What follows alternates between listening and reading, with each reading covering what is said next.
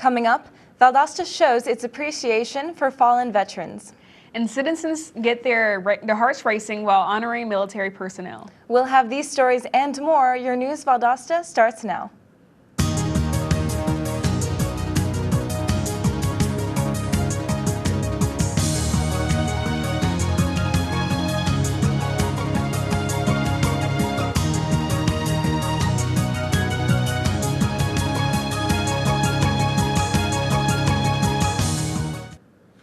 Hello, welcome to News Valdosta. I'm Tishelle Williams. And I'm Hannah Hedges. Yesterday, Valdosta celebrated and memorialized the lives of fallen soldiers and those that continue to serve our country. The city of Valdosta held a Memorial Day ceremony Friday that commemorated the brave pioneers of the nation. Reporter Chandler D. Jackson has more. What does Memorial Day mean to the nation? Memorial Day is one of America's most cherished and patriotic observances. Dozens came out on Memorial Day to commemorate the lives of those who were lost during battle. Sweet land of liberty, land where my fathers died, land of the Some keynote speakers at the Memorial Day event included Bill McLaughlin, Ed Kent, Ellis Black, Bill Slaughter, Mayor John Gale, Chris Prime, and Brian Childress. Thank you for those who have served in the armed services. The citizens of Georgia must never take for granted our privileges and freedom or forget to give thanks and honor to those who risked their lives so that we may enjoy Veterans and community members alike gathered at Sunset Hill Cemetery to pay homage this Memorial Day. Present arms! To me, today is one of the most important days that we celebrate. I feel that Memorial Day is important. It's very important because of the sacrifice that the military, the soldiers gave for our freedom. A nation that has fought many battles to keep our country free. It is a special day that we should never forget and honor those that have gone before us and those that have given the ultimate sacrifice. And we should remember them for always. Some military officials have taken the liberty of placing these small United States of America flags at the grave sites of some of those fallen soldiers. With News Valdosta, I'm Chandler D. Jackson. This weekend, News Valdosta reporter Greg McCarthy attended the Chapter 1000 Military Order of the Purple Heart to see how they honor Memorial Day. Here's more on the story.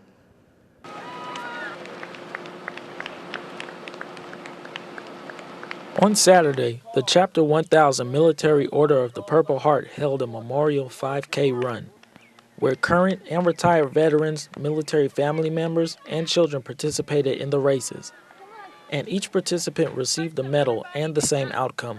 Victory! We're holding a Memorial 5K, an attempt to raise some money to be able to help the homeless veterans in the area, along with any veteran that's in need. It's very important for Americans to celebrate Memorial Day.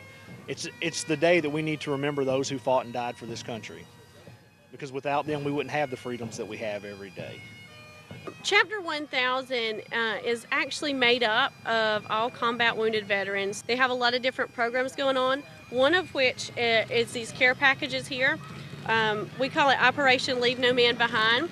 We need to remember all the people who are under the ground because they gave their lives. And the things we got to remember is that these weren't older folks who died in these wars. They were young folks in the prime of their lives who passed away, and we need to honor their memory. Now that we know the true meaning of Memorial Day and what this event covers, we know that it's not about barbecues or an extended vacation, but to honor and respect the fallen ones who gave their life for this country, both in the past and the present today. With News Valdosta, I'm Greg McCarthy. Last Friday, 2 vehicles were involved in an accident that left one of the drivers with minor injuries. Brianna Hines has more. Right behind where I'm standing, Friday, May 23rd, a car accident occurred. This accident occurred along the intersection of Baytree Road and South Sherwood Drive, located by the Cozen Home Depot and several other businesses. Luckily, no one was hurt from the incident, although one lady was taken to the hospital, but only to check for head injury. Yeah, I was actually driving down Bay Tree. I was at the red light right over where kind of the crossway went from the mall. I seen like a little commotion. It was a black car and a blue one. I believe they were trying to basically intersect, and I guess that's what happened with the accident, but they were basically trying to intersect over here next to Home Depot and Kohl's. Police directed traffic as the roads were clean and the cars were towed away. Yeah, I was riding in my car passing the train tracks, and I saw a blue car and a black car. The blue car was coming in this direction, and the black car was coming from right here. I guess they were coming from the bank, and both of them tried to go at the same time. Somebody had to run a red light, and they just collided, and the black car spun out of control and stopped right here next to the curb, and the blue car ended up over here. After a brief delay of traffic, cars are now able to go back to their normal routine. With News Valdosta, I am Brianna Hines. Valdosta State University faculty and students prepared for an active shooter in hopes of being prepared for any possible incidents in the future. Ashley Morrison has more on the drill. On Friday at Valdosta State University, an active shooters drill took place. An alert was sent out to Valdosta State University students that the active shooter drill had started. Police, ambulances, and fire trucks came to make sure that the people were safe. The drill took place at 2 locations, the Student Union and West Hall. From the drill, approximately 9 people were injured and 1 died. The police blocked off people from going in and out of the buildings. So basically, I was asked to come here today to be a victim in this active shooter drill, and I was dressed up with a bullet wound on my arm, and I thought I was going to have a hard time acting this stuff out, but whenever we got into the simulation and there was a shooter chasing after me, I had no problem screaming and everything like that, and it got real. Like the police, they tell you to get on the ground, and if not, they're going to like pretend shoot you. So yeah, it was a real simulation, and I feel like if this was real life, I'm more prepared now, having had gone through this simulation. Some may have learned from this active shooter drill, but others were disappointed. We were in there for 20 minutes following protocol, and somebody just came from across campus to make a delivery. And we were kind of taken aback by that because we figured if it was a drill, then people shouldn't be allowed through the lines. And we went out and we handled the delivery, and then we noticed there were people with their doors open, people walking around, and we were confused because nobody had ever notified us that the drill was over. Well, there you have it. Valdosta State University is now prepared for an active shooter. With News Valdosta, I'm Ashley Morrison. When we come back, a new high school will be coming to Valdosta. And a VSU faculty member has received a very notable award. Stay with us. All right, give me a spot. You know my motto, safety first. They could be dangerous. I think we should call animal control. Animal control? To be safe. Don't worry. Just... I got this. It's a new motto. You don't have to be perfect to be a perfect parent. There are thousands of teens in foster care who don't need perfection. They need you.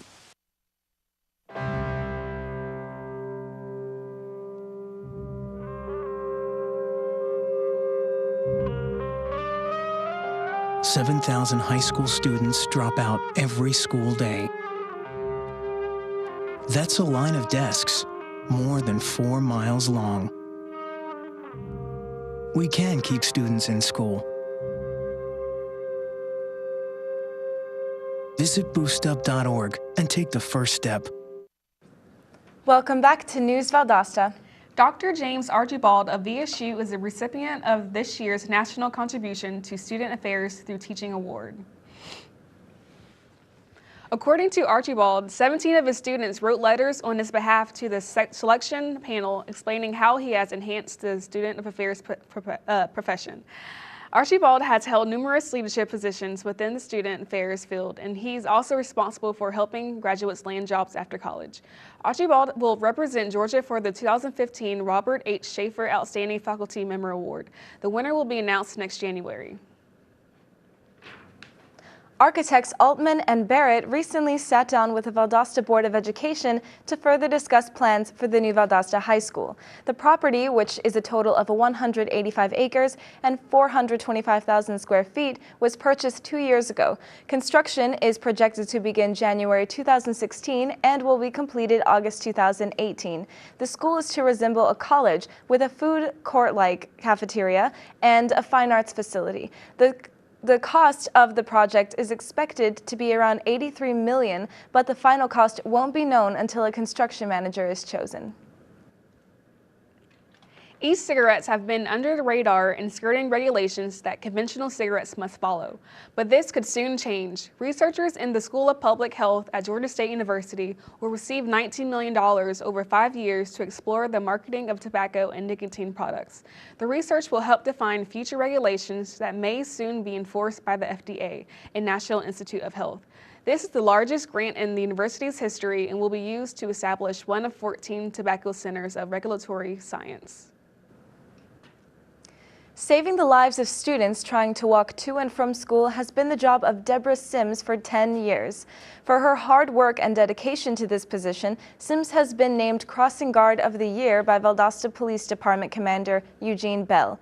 During the ceremony at Greenleaf Rehabilitation Center, Sims expressed her gratitude and appreciation for the award and plans to continue to ensure the safety of the students walking to and from Valdosta Middle School. For the first time since 2009, the Valdosta Boys and Girls Club have hired King Bridges as their new full-time athletic director. For 17 years, Bridges directed the Barron County's Recreation Authority. As a new asset to the Valdosta Boys and Girls Club, Bridges plans to contribute plenty to the club's growth and success. Plans for a baseball program will be in effect this upcoming fall, and Bridges is hopeful that more children will want to join additional club programs. The Peach State Summer Theater is celebrating 25 years of musical theater. To do this, the theater will present a live stage version of Disney's Mary Poppins. This musical is based on the 1964 Disney movie and the stories of P.L. Travers. The first show opens June 6th. Tickets are $25 for adults, $20 for seniors, and $18 for groups. When we come back, we'll take a look at our local weather with Joy Cohn. Stay with us.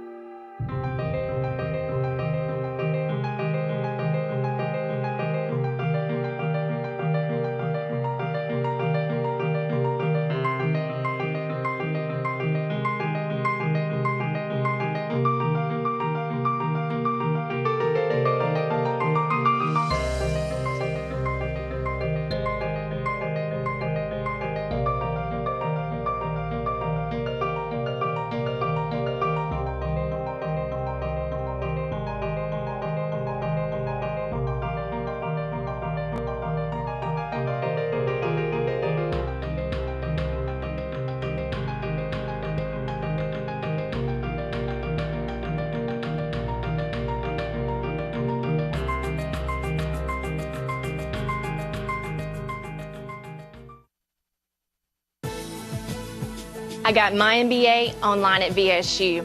As a working mom who travels on business, I needed an MBA program that fit my schedule and allowed me to balance both my work and home life.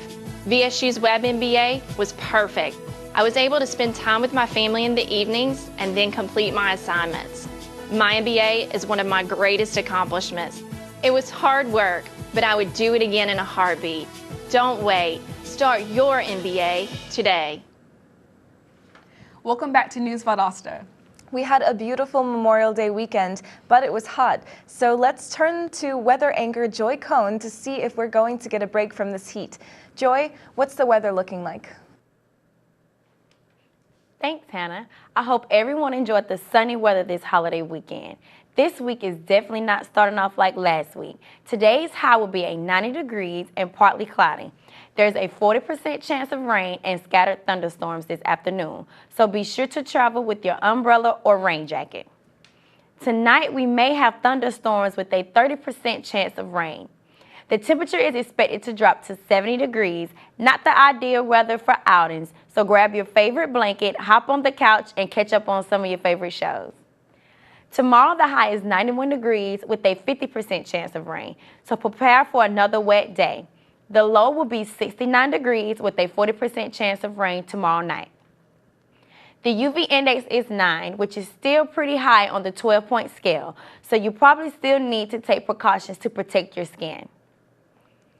The pollen count is low to medium today. This count tends to only affect persons extremely sensitive to predominant pollen, so you should be comfortable breathing today. Back to you ladies at the news desk.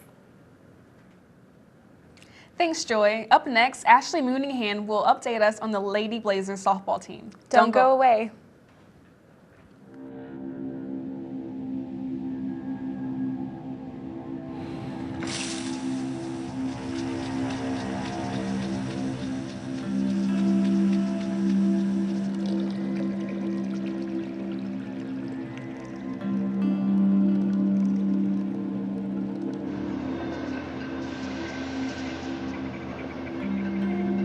When some people struggle with their mortgage payments, they become frozen, petrified. Not knowing what to do, they do nothing. But the people who do something, the people who take action, are far more likely to get the most positive outcome. Making home affordable is a free government program. Call now to talk one-on-one with a housing expert about the options that are right for you. Real help, real answers, right now. Get your ass suit. You're not sitting here. Yes, I am. Move. Give it to him hard. No. Every day, kids witness bullying. Why are you stabbing me with it? No. They want to help, Ow. but don't know how. Teach your kids how to be more than a bystander. Visit stopbullying.gov. Welcome back. Now let's go to Ashley Mooneyhan for local sports. Ashley? Thanks, Michelle. The Valdosta Blazers softball team had a hot weekend at the Division II National Tournament. They started off the tournament on Thursday with an 8-5 win against Wayne State. On Friday, they defeated Dixie State 8-0, and on Saturday, they beat Southern Oklahoma 5-3. That win advanced them to the national championship game that took place yesterday afternoon. It was a close game, but the Blazers ended up losing 3-2 against West Texas A&M. Overall, the Blazers had an awesome weekend showing off their skills to the other teams. Congratulations, ladies, for a great season, and we're looking forward to another one. Matthew Fears, a senior second baseman for Valdosta State University, was named an honorable mention All-American on Friday. After Fears had injuries shortened his first season at VSU, he stayed healthy in 2014 and became the first Blazer to earn All-American status since 2010. Yesterday's Blazers game against the Red Sox started off with the Braves holding on to a 6-1 lead after 4 innings.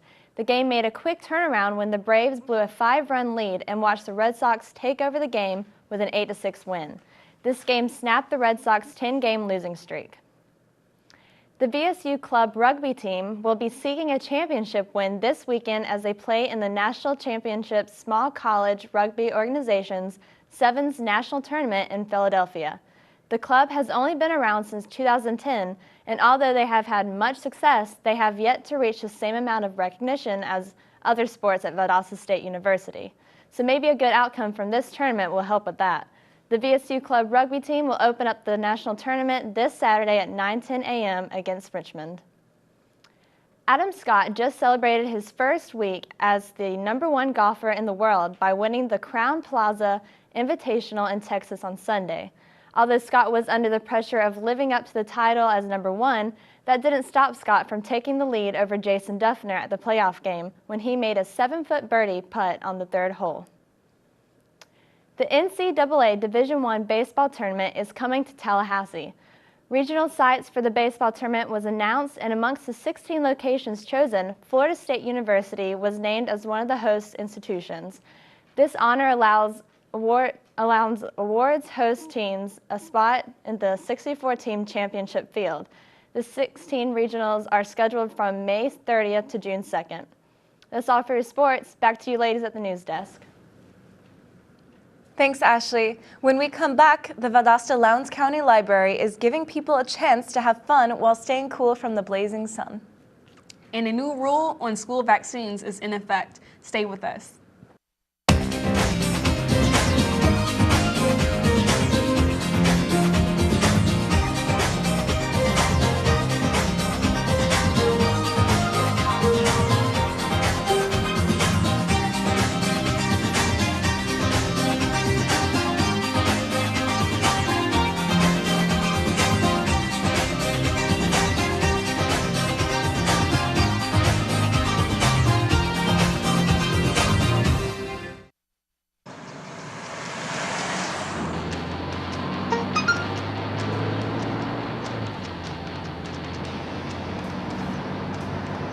The average text takes your eyes off the road for nearly 5 seconds.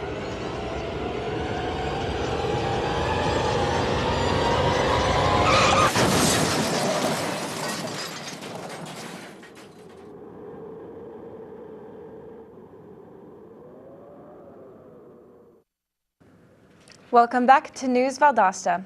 The Valdosta Lowndes Regional Library will be hosting its last free yoga class on Thursday at 10 a.m.